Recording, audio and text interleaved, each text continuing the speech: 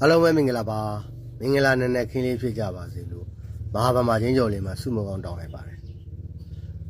ပြည်သူကြားကပြည်သူစကားအတန်လေးတွေကိုကျွန်တော်ထက်ဆင့်ဝင်မျှပေးနေတာဖြစ်ပါတယ်အခုသတင်းလေးကတော့ဟုတ်အကိုတဲ့ကျွန်တော်တို့လည်းတင်ပြပေးပါဦးတဲ့မန္တလေးတိုင်းမြစ်သားမြို့နယ်သုံးတန်ရွာမိုင်းဝကြီးရွာနှစ်ရွာပေါ့ဗျာနော်အဲ့ဒီမှာမိုင်းဝရွာယာအိမ်မှုကဥကိုငယ်တဲ့သုံးတန်ရွာယာအိမ်မှုဦးထွန်းအောင်တဲ့သူတို့နှစ်ယောက်ကဒီအစိုးရငလင်ထောက်ပံ့ကြီးတွေကို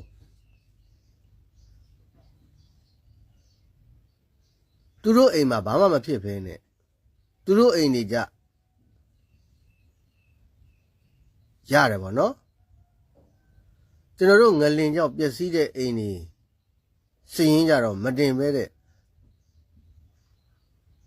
တမိသားစုတွေတကယ်ဖြစ်တဲ့အိမ်တွေအစိုးရထောက်ပံ့ကြီးတွေမရကြပါဘူးတဲ့ဟောပြောချင်တာကတော့အဲ့ဒီယာယမှုနှစ်ယောက်ကသူတို့အိမ်ဘာမှမဖြစ်ပဲရတယ်ပေါ့နော်တကယ်ဖြစ်တဲ့အိမ်တွေကြတော့မရကြဘူးပေါ့နော်သူတို့နဲ့နီးစပ်တဲ့လူတွေအုတ်တိုင်းပြိုတဲ့လူတော်အစိုးရထောက်ပံ့တဲ့စီရင်တင်ထားပြီးရကြပါတယ်တဲ့